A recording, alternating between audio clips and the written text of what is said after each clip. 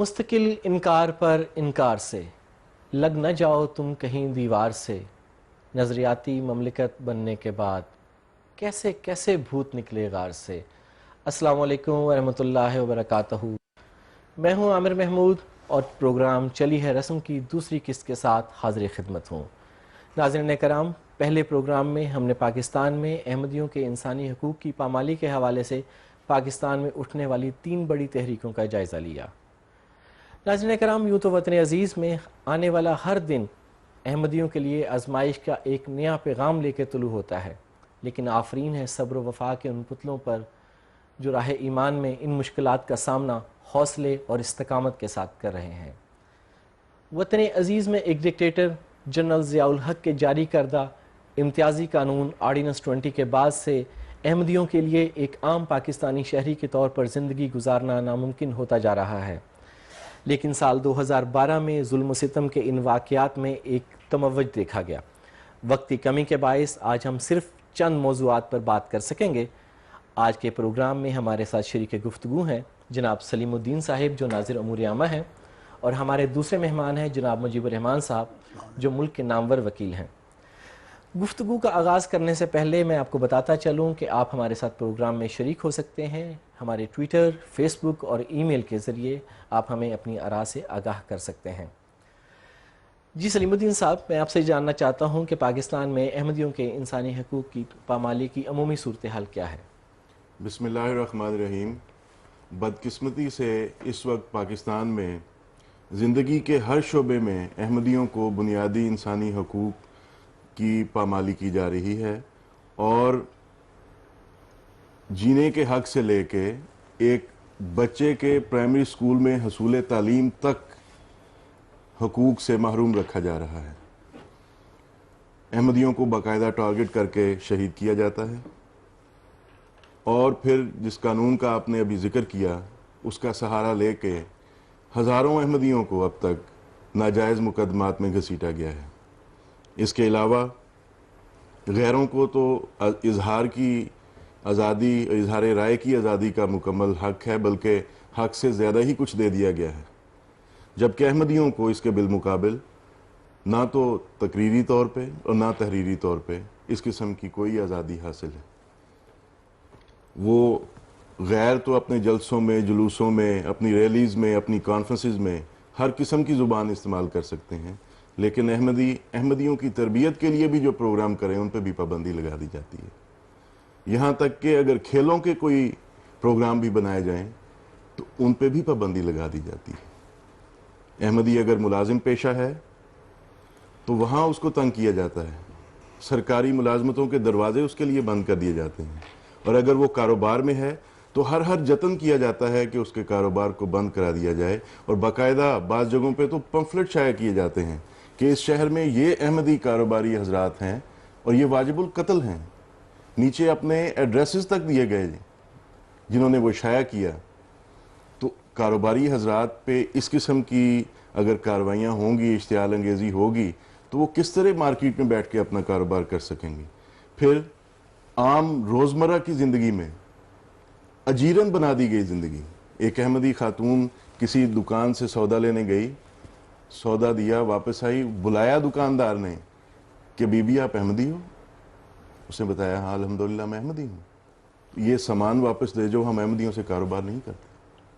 پھر تعلیمی میدان ہے، میں نے عرض کیا کہ پرائمری اسکول کے بچے کے تعلیم کے حصول سے لے کے ہائر ایجوکیشن تک ہر ادارے میں احمدیوں کے ساتھ ایسا سلوک روا رکھا جاتا ہے کہ وہ تعلیم حاصل نہ کر سکے، اسکولوں سے، کالجز سے نکالا گیا احمدی ہونے کی بنا پہ۔ پھر عبادت کے حق سے محروم کیا جاتا ہے جو ایک بنیادی حق ہے انسان کا، جس طرح باقی حقوق میں نے گنائے کہ یہ بنیادی حق ہیں کہ انسان تعلیم حاصل کرے، انسان اپنے اس کو اظہار رائے کی آزادی ہو، عبادت کا حق بھی اس کا ایک بنیادی حق ہے۔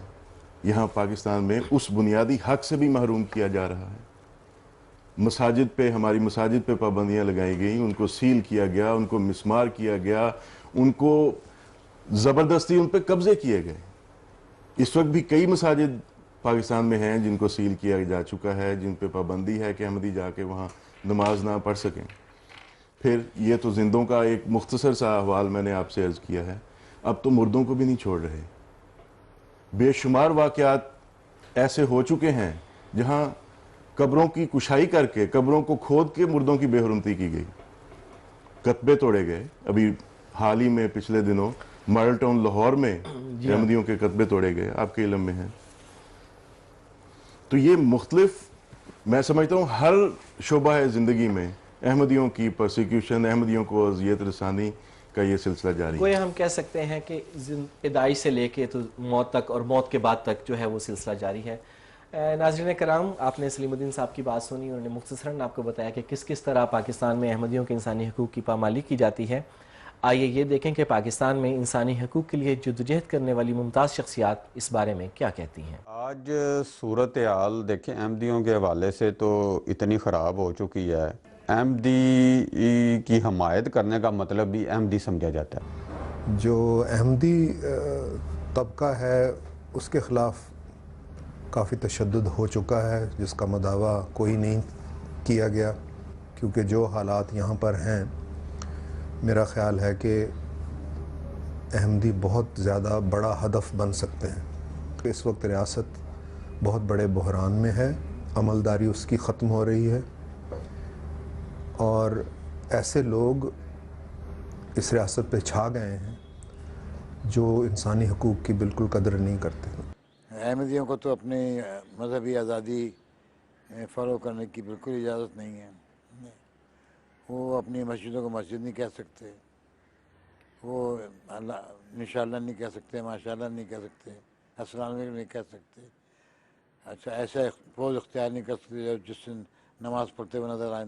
احمدیوں کو فوج میں کمیشن نہیں مل سکتا، اگر کسی کو مل بھی جائے غلطی سے نکال دیتے ہیں فوراً۔ اب بعض اداروں میں بھی نہیں رکھا جاتا۔ انسانی حقوق کی صورتحال پاکستان میں اچھی نہیں ہے۔ آج ہم جو دیکھ رہے ہیں اس ہمارے ملک میں، جس میں عقیدے کی بنیاد پہ لوگوں کو ڈسکریمنیٹ کیا جا رہا ہے، ہمارے ملک میں انسانی حقوق کی صورتحال مجھے جو سب سے زیادہ تکلیف ہے وہ یہ ہے کہ آن پیپر نیچے آئی ہے۔ ہم نے کہا تھا کہ آپ کاغذ پہ آپ کو حق نہیں ہے، کہ آپ کی اسمبلی کا یہ کام نہیں ہے کہ وہ دوسروں کے عقیدے کا تعین کرے۔ جی ناظرین، آپ نے پاکستان میں انسانی حقوق کے لیے جدوجہد کرنے والی ممتاز شخصیات کی آراء سنی۔ مجیب الرحمان صاحب سے پوچھتے ہیں، مجیب الرحمان صاحب، آپ کے خیال میں اس صورتحال کی ذمہ داری کس پر عائد ہوتی ہے؟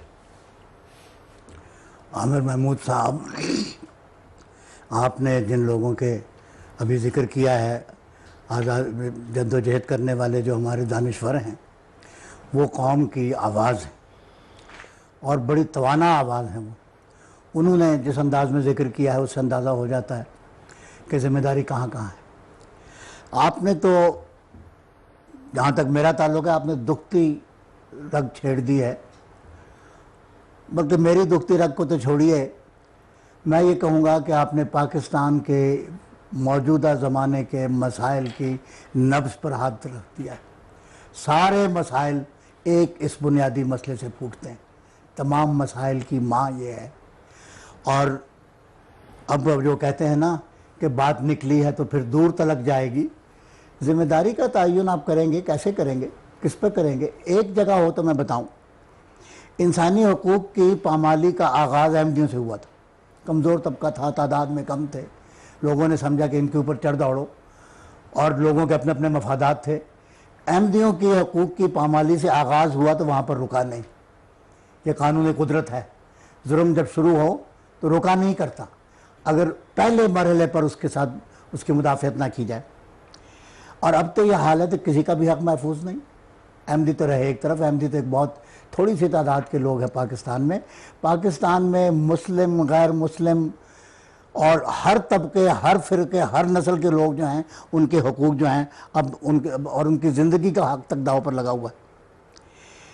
اور جہاں تک احمدیوں کے حقوق کی پامالی کا تعلق ہے، ذمہ داری کا تعین کرنے کی اگر ہم کوشش کریں تو ذمہ داری بنیادی طور پر ان ظالمانہ قوانین پر ہے جن کی وجہ سے ان لوگوں کو جو حقوق کی پامالی کرنا چاہتے ہیں ان کو ایک کھلی چھٹی ملی ہوئی۔ پہلی ذمہ داری قوانین کی ہے، لیکن ان قوانین سے پہلے ان قانون ساز اداروں کی ہے جنہوں نے قانون وضع کیے، ظالمانہ قوانین وضع کیے۔ پھر ان قانون نافذ کرنے والے اداروں پر جنہوں نے اس قانون کے نفاذ میں بھی ساری حدیں پھلانگ دی. قانون تو اپنی ذات میں برا تھا ہی. ابھی ذکر ہو رہا تھا, میں آپ سے عرض کروں کہ جو مذہبی آزادی ہے دنیا بھر میں, امریکہ کے جورسپروڈنس میں مذہبی آزادی کو فرسٹ لبرٹی کہتے ہیں. انسانی ضمیر کی پہلی آزادی اس کا وہ رشتہ ہے جو اس کے خالق کے ساتھ ہے. تو مذہبی آزادی پر پابندیاں جب عائد ہوتی ہیں تو وہ اپنی ذات میں بری ہوتی ہیں. لیکن یہاں پر جو قانون بنا وہ قانون تو اپنی ذات میں برا تھا ہی, اس کو نافذ کرنے والوں نے ساری حدیں پھلانگ ڈالیا تھا. جیسے میں نے عرض کیا, ہوا کیا کہ قانون نے کچھ پابندیاں عائد کر دی. قانون نافذ کرنے والے اداروں نے انتہا پسندوں کے دباؤ میں آ کر اس کے نفاذ میں یہ بھی نہیں دیکھا کہ قانون کیا کہتا ہے. کوئی آ گیا اور مقدمہ درج ہو گیا. اب میں آپ کو بتاؤں, میں اس ساری میں وہ کہتے ہیں کہ تنہما داغ داغ شد پمبا کو جا میں تو اس میں سے گزرا ہوں یہ ساری جدوجہد سے. قانون میں جو بنا دیا گیا اس میں یہ پابندی لگا دی گئی کہ تم اذان نہیں دے سکتے. یہ تو نہیں کہا کہ تم نماز نہیں پڑھ سکتے. قانون میں کہیں نہیں لکھا کہ آپ کلمہ پڑھ نہیں سکتے یا لکھ نہیں سکتے. روزانہ ہماری مسجدوں سے کلمے مٹائے جا رہے ہیں. قانون میں کہیں نہیں لکھا کہ مسجد میں یا آپ کی عبادت, مسجد تو اس کو نہیں کہہ سکتے. کہیں نہیں لکھا کہ آپ کی عبادت گاہ کی شکل کیا ہوگی. اس میں محراب نہیں ہوگا, اس میں ممبر نہیں ہوگا, اس میں مینار نہیں ہوگا. یہ باتیں عدالت نے طے کر رکھی ہیں کہ احمدی عبادت گاہوں میں مینار بھی ہو سکتا ہے, ممبر بھی ہو سکتا ہے, محراب بھی ہو سکتا ہے. اس کے باوجود اسی قانون کی آڑ میں کہ یہ آپ اپنے آپ کو مسلمان ظاہر کر رہے ہیں, اس قانون کے نفاذ کو اتنا پھیلاؤ دے دیا کہ میرا السلام علیکم کہنا بھی جرم ہو گیا, میرا داڑھی رکھنا بھی جرم ہو گیا, میں اب خدا کے حضور کو دعا کروں تو وہ بھی جرم ہو گیا. تو یہ جو قانون کو نافذ کرنے والے ادارے ہیں ان پر بھی ذمہ داری عائد ہوتی ہے. میں نے کیا عرض کیا, قانون بنانے والے, قانون نافذ کرنے والے ادارے, اور اس کے بعد بھی پھر بات یہاں پر ختم نہیں ہو جاتی. جب معاشرہ خاموش ہو جائے اور جب دانشور طبقہ آواز نہ اٹھائے تو پھر سارا معاشرہ ہی ذمہ دار, ہر کوئی ذمہ دار ہے. اہل دانش طبقہ جو ہے ہمارا وہ ایک خوف کا شکار ہے. سمجھتے ہیں کہ غلط ہو رہا ہے لیکن سوائے اکا دکا چند آوازوں کو کوئی آواز نہیں اٹھاتا. شرافت جو ہے وہ گونگی ہو کر رہ گئی ہے, ضمیر کی آواز جو ہے وہ دب گئی ہے. ہمارے پاکستان کی اکثریت یہ سمجھتی ہے کہ احمدیوں کے ساتھ زیادتی ہو رہی ہے لیکن اکثریت اس وقت دباؤ میں ہے. تو سارا معاشرہ ہی اس گناہ میں شامل ہو گیا ہے. تو میں یہ عرض کر رہا تھا کہ ایک آواز اٹھے اور توانا آواز اٹھے اور لوگ اس کے پیچھے چلے تو ہم اس ساری مشکلات سے دامن چھڑا یقیناً ہم کہہ سکتے ہیں کہ اس صورتحال میں نمایاں بہتری ہو سکتی ہے. مجیب صاحب, میں دوبارہ آپ کے پاس آؤں گا. ناظرین, 2012 میں احمدیوں کے انسانی حقوق کی پامالی میں نمایاں اضافہ دیکھا گیا. وطن عزیز کے طول و عرض میں احمدیوں کو ہر قسم کی اذیت دی گئی. آئیے اس صورتحال پر دیکھتے ہیں ایک رپورٹ. جنرل ضیاء الحق کے جاری کردہ امتیازی قانون آرڈیننس 20 جو 26 اپریل 1984 کو جاری ہوا, اس کے نفاذ کے بعد سے ہر آنے والا دن ایک نئی آزمائش کا پیغام لے کے طلوع ہوتا رہا ہے. سال 2012 میں احمدیوں کے خلاف جاری نفرت و تشدد کی لہر میں نمایاں اضافہ ہوا. 19 احمدیوں کو محض عقیدے کی بنیاد پر قتل کیا گیا. وہ سلسلہ جو جماعت احمدیہ پر مظالم اور ایذا رسانی کا طویل عرصے سے جاری ہے, اپنے نقطہ عروج کو پہنچ رہا ہے, جبکہ قانون نافذ کرنے والے ادارے مخالفین احمدیت کے ہاتھوں میں کھیلتے رہے. احمدیوں کی مساجد کے مینار مسمار کرنے کا معاملہ ہو یا قبروں کی بے حرمتی کا, کسی ایک موقع پر بھی انتظامیہ نے قانون کے مطابق کارروائی کرنے کی بجائے انتہا پسندوں کے سامنے جھک جانے میں ہی عافیت سمجھی, جو پاکستان میں بڑھتی ہوئی انتہا پسندی کے مقابلے میں ریاست کے عزم کی کمزوری کو ظاہر کرتی ہے. 2012 میں احمدیوں کی مذہبی آزادیوں اور انسانی حقوق کو حسب سابق پامال کیا جاتا رہا ہے. راولپنڈی میں احمدیہ مسجد ایوان توحید کو عملی طور پر پولیس نے بند کر دیا ہے. اسی طرح ملک کے دیگر حصوں میں بھی احمدیوں کی عبادت گاہیں مخالفین کا نشانہ بنی رہیں. یوں محسوس ہوتا ہے کہ حکومت نے احمدیوں کے حوالے سے کی گئی امتیازی قانون سازی کی بنا پر انتہا پسندوں کے آگے گھٹنے ٹیک دیے ہیں. 1984 کے بدنام زمانہ امتناع قادیانیت آرڈیننس کے جاری ہونے کے بعد سے اب تک احمدیوں کو سیاسی, سماجی اور قانونی طور پر امتیازی سلوک کا سامنا ہے, جو ایک معاشرے کے افراد کے یکساں اور مساوی بنیادی حق کی نفی ہے. साल 2012 के दौरान दुश्मनान अहमदियत ने पुलिस को इस्तेमाल करते हुए अहमदियों की मसाजिद सुल्तानपुरा लाहौर के अलावा अहमदियों की मरकज़ी मस्जिद दारुज़िक्र लाहौर, खारियाँ और खुशाब की मसाजिद पर से कलमा तैयबा मिटाया और मीनार मिस्मार कराए, जबकि बाज़ अहमदियों के घरों में जाकर वहाँ से कुरानी आयात को उतारा गया। इसी तरह मुखालिफिन को खुश करने के लिए हाफिजाबाद में पुलिस ने अहमदियों की कब्रों के कदमों पर तहरीर आयात पर स्याही फेरी, जबकि जड़ांवाला ज़िला फैसलाबाद में अहमदियों की कब्रों के कदमों को पुलिस ने तोड़ा। रात की तारीकी में नामालूम शरपसंदों ने मॉडल टाउन लाहौर के कब्रिस्तान में दर्जनों कब्रों की बेहुरमती करते हुए कदबे तोड़ दिए।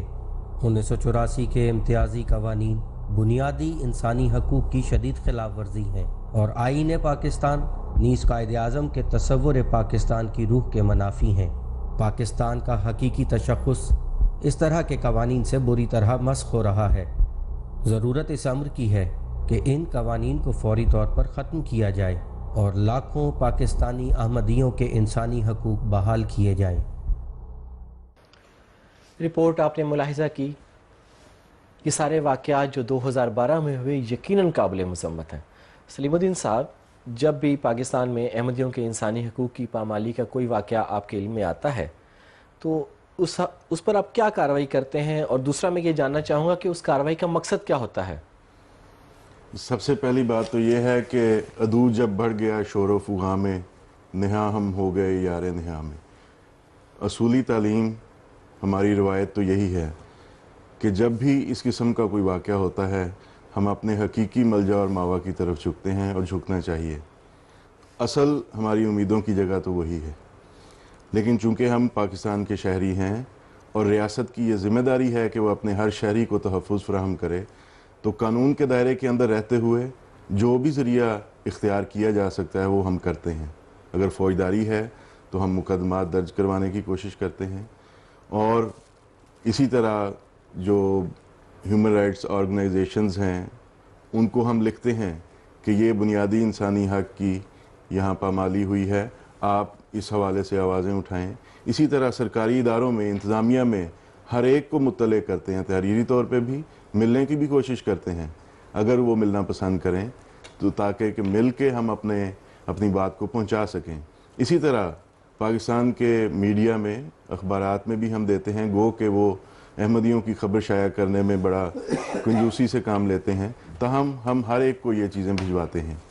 मकसद इसका यही है कि रियासत को उसकी ज़िम्मेदारी याद दिलाई जाए कि तुम्हारी ये ज़िम्मेदारी नहीं कि तुम इंसानी हकूक़ के पामाल करने वालों को तहफ़्फ़ुज़ दो और उनका साथ दो, जैसा कि यहाँ होता रहा है और हो रहा है, बल्कि ये याद दिलाते हैं कि जिनके इंसानी हकूक़ की पामाली हो रही है उनका तहफ़्फ़ुज़ तुम्हारी ज़िम्मेदारी है।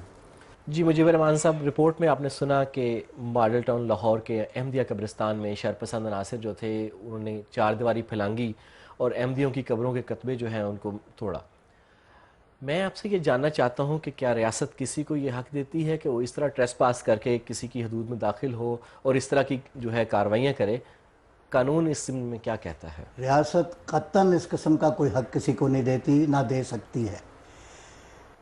दुनिया भर के मज़ाहिब में, दुनिया भर के हर माशरे में मैयत का एक एहतराम होता है। जहाँ मैयतों की आखिरी रसूम अदा की जाती हैं उन मकामात का एक एहतराम होता है।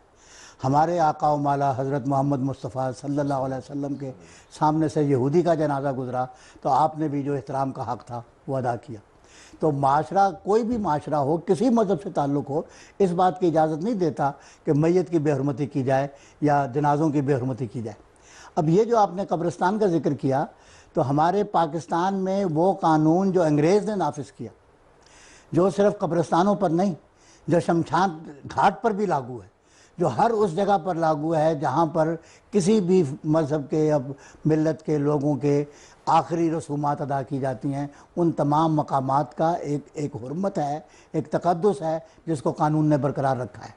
हमारे पाकिस्तान की जो ताज़ीरात पाकिस्तान है उसकी दफ़ा 297 में वाज़े तौर पर इस बात की ममानियत है कब्रिस्तानों की बेहुरमती करने की, और वो कब्रिस्तानों की बेहुरमती करने में आपने ट्रेसपास का लफ्ज़ इस्तेमाल किया है। ट्रेसपास का लफ्ज़ आमतौर पे समझा जाता है कि चार दीवारी को फलांग कर जाना ही ट्रेसपास है। यहाँ तो चार दीवारी भी थी, कब्रिस्तानों में चार दीवारियाँ नहीं होती। शमशाद खानों में घाटों में 4 दीवारें नहीं होती, खुली जगह होती है, फिर भी उनके अंदर कोई ऐसा फेल करना जिसमें जज्बात के साथ दस्तंदाजी होती हो, उसको भी ट्रेसपास कानून ने करार दिया है। और हमारे यहाँ पाकिस्तान में तो सजाएं हुई हैं लोगों को, इस बात पर सज़ा हुई है लोगों को कि किसी ने कब्रिस्तान में से कुछ झाड़ियाँ काट डाली, इस बात पर सजाएं हुई हैं कि किसी बच्ची को वहाँ पर दफन करने से रोका गया है। तो कानून तो मौजूद है, लेकिन वो तो अच्छे वक्तों की बातें हैं। मुझे नहीं कोई ऐसे कब कानून मिला, कोई मुकदमा मिला 1953 के बाद जिसमें कब्रों की बेहरमती के ऊपर कोई मुकदमा होती नहीं होगी। ये कब्रों की बेहरमती हमारे पाकिस्तानी माशरे में एक नई चीज़ है, और ये ख़ास अहमदियों के साथ हो रही है, और कोई इसको देखने वाला नहीं। जीते जागते इंसानों के सामने ये बेहरमती होती है, और ये बिल्कुल कानून इसकी इजाज़त नहीं देते, किसी तरह से भी इजाज़त नहीं देते। यकीनन ये सारी सूरत हाल जो है इंतहाई भयानक है, और इसका कोई मदावा होना चाहिए, और इस सूरत हाल में बेहतरी होनी चाहिए। आइए नाजरीन ये देखें कि पाकिस्तान में अहमदियों के इंसानी हकूक़ की सूरत हाल में बेहतरी लाने के लिए पाकिस्तान के मुमताज़ दानिश्वर क्या सोचते हैं। आइए इस हवाले से एक रिपोर्ट देखते हैं। अगर रियासत अपने बुनियादी मफरूज़ात को रेस्टोर करती है तो मैं बिल्कुल वाज़ेह हूँ कि अहमदियों के साथ ये जो नाइंसाफ़ी है यह ख़त्म हो सकती है, क्योंकि उसकी सूरत में जो हमारे आइन की दूसरी तरमीम है सितंबर 1974 की, वो नल एंड वाइड हो जाती है। उसमें 1984 का जो आर्डिनेंस 20 है जो ज़िया-उल हक साहब ने प्रोमलगेट किया था, वो नल एंड वाइड हो जाता है, क्योंकि वो बुनियादी इंसानी हकूक़ के, उन इंसानी हकूक़ के जिनकी ज़मानत पाकिस्तान के आइन में दी गई है, उनकी वो नफ़ी करते हैं। ये पहली तो ज़रूरत है डेमोक्रेटिक प्रोसेस हो, और दूसरा है सेकुलर स्टेट हो, फिर ही हालात ठीक हो सकते हैं, वरना नहीं। तो रियासत जब तक इनके सर से हाथ नहीं उठाएगी उस वक्त तक सूरत हाल कभी ठीक नहीं हो सकती। कि सियासतदान डरते हैं, रियासत कमज़ोर है, और उसके अंदर ऐसे अनासर हैं जो ख़ुद पाले थे और अब वो बहुत ज़्यादा मजबूत हैं। मेरा ख़्याल है हुकूमत सिर्फ अहमदियों के बारे में सोचना छोड़ दे, और मेरा नहीं ख्याल कि वो अहमदियों का तहफ़्फ़ुज़ कर सकते हैं।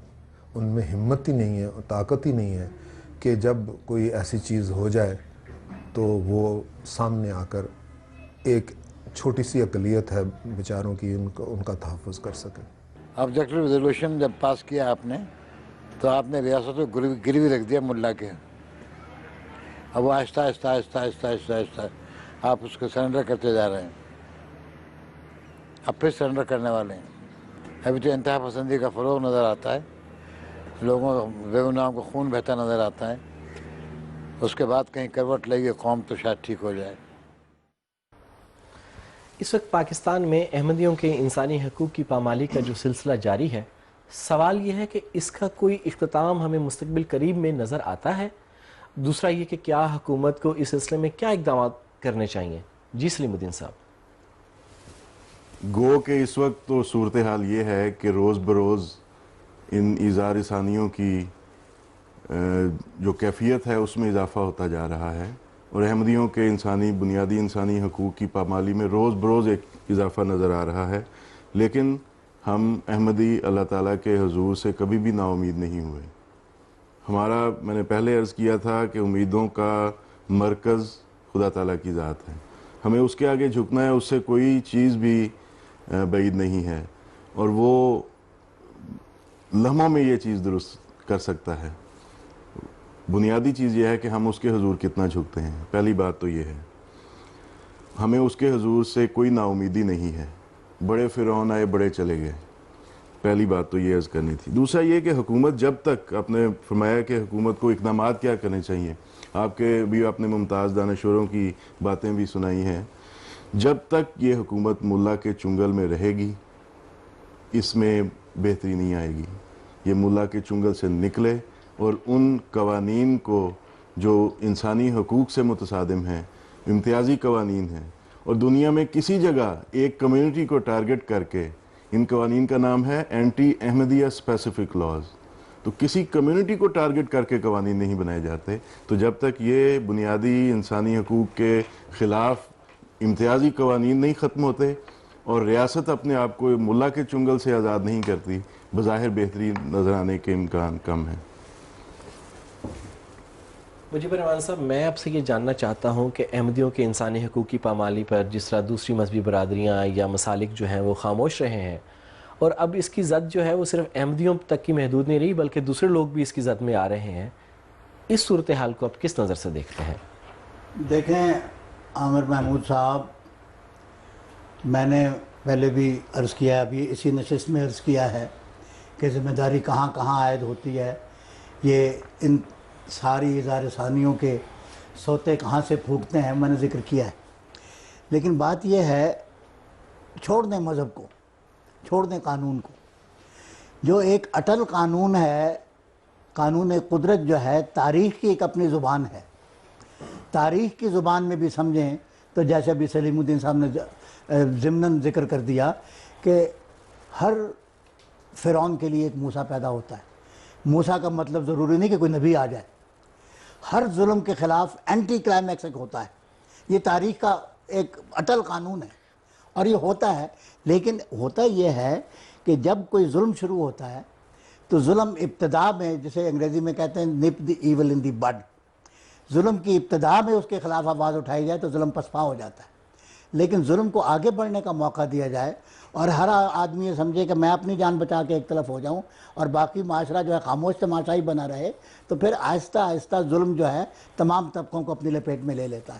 پاکستان میں ایسا ہوا، احمدیوں کو ایک چھوٹی سی تعداد سمجھ کر، ایک مذہبی فرقہ سمجھ کر اس کے اوپر، لیکن جو لوگ مذہبی لوگ بھی، انہوں نے بھی، دوسرے مذاہب کے لوگ بھی تو تھے، اب میں کسی کا نام نہیں لینا چاہتا، لیکن شروع احمدیوں سے ہوا اور اس کے بعد کیا ہوا، مریم آباد میں کیا ہوا، فیصل آباد میں کیا ہوا، گوجرا میں کیا ہوا، یا بادامی باغ میں کیا ہوا۔ تو یہ ایک طبقے کو جب آپ ٹارگٹ بنا لیتے ہیں، اس سے نپٹ کے، یا جب سمجھتے ہیں کہ اب یہاں ہمارے ظلم کی طاقت بڑھ گئی ہے، پھر دوسرے، اور پھر اب عیسائیوں پر اور ہندوؤں پر ہی نہیں رہی، سندھ میں جو ہندوؤں پر مظالم ہوئے ہیں وہ ایک الگ داستان ہے، عیسائیوں پر مظالم جو ہے پنجاب میں ہیں، لیکن میں آپ کو یہ بتاؤں کہ یہ مظالم جو ہیں اب مسلمانوں کے آپس میں ایک دوسرے فرقوں پر بھی ہو رہے ہیں۔ اب شیعوں پر ٹارگیٹڈ اٹیک نہیں ہو رہے، اب اس کو بھی چھوڑیے، یہ ہم نے جو پالیسی اختیار کر لی، سمجھ لیا کہ ایک ایکسکلوژنری پالیٹکس ہم نے بنا لی، پہلے اس کو نکال دو، پھر اس کو نکال دو، پھر اس کو نکال دو، نکالتے پھر گلیاں ہو جائیں سونجیاں، تو مرزا یار پھرے، تو ساری گلیاں تو پھر اس طرح ہی ویران ہو جائیں گی، ویران ہو رہی ہیں گلیاں۔ اور اب آپ نے دیکھا جو تماشا لگا 62 اور 63 میں، مسلمانوں کو باہر نکالنے کے لیے کہ تم اچھے مسلمان نہیں ہو۔ کون کہہ سکتا ہے کون اچھا مسلمان ہے، کوئی کون برا مسلمان ہے؟ انسانوں کے دلوں میں جھانکنے کا اختیار کس نے کسی کو دیا ہے؟ لیکن یہ جو شاخسانے مذہبی تشدد پسندی نے کھڑے کیے ہیں، اس کے نتیجے میں اب مسلمان کو معاشرے میں سے دھکیلنے کی کوشش کر رہا ہے۔ تو بات یہ ہے کہ کوئی ظلم پنپ نہیں سکتا اگر آواز اٹھنی چاہیے، سکوت ٹوٹنا چاہیے۔ ایک دفعہ یہ سکوت ٹوٹے گا، ایک آواز اٹھے گی، اس کے ساتھ 2 آوازیں اٹھے گی، پھر آواز کے ساتھ آواز ملے گی، پھر ظلم ختم ہوگا، اس کے بغیر نہیں ہوگا۔ معاشرے کو اپنی ذمہ داری ادا کرنی ہے، سول سوسائٹی کو اپنی ذمہ داری ادا کرنی ہے، نہیں کریں گے تو بالآخر سب اس کو بھگتیں گے۔ اور اس وقت مجھے دکھ جو ہے، احمدیوں کا دکھ اپنی جگہ ہے، اس وقت پاکستان تو وجود خطرے میں پڑ چکا ہے ان انتہا پسندی کی وجہ سے۔ تو میں سمجھتا ہوں پاکستان کو ایک مہذب معاشرے کے طور پر زندہ رہنے کے لیے پاکستان کی سول سوسائٹی کو آواز اٹھانی ہے، اس کے بغیر کوئی چارہ نہیں۔ سلیم الدین صاحب اور مجیب الرحمان صاحب، آپ کی آمد کا بے حد شکریہ۔ ناظرین کرام، پاکستان میں ان دنوں انتخابی عمل جاری ہے، قوم اپنے نمائندے چننے جا رہی ہے۔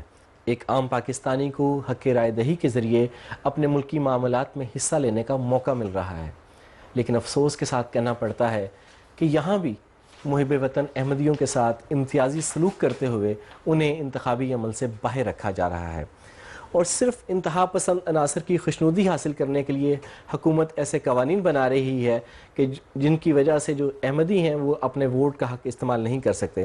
اس حوالے سے ہم اپنے اگلے پروگرام میں بات کریں گے، تب تک کے لیے اللہ حافظ و ناصر۔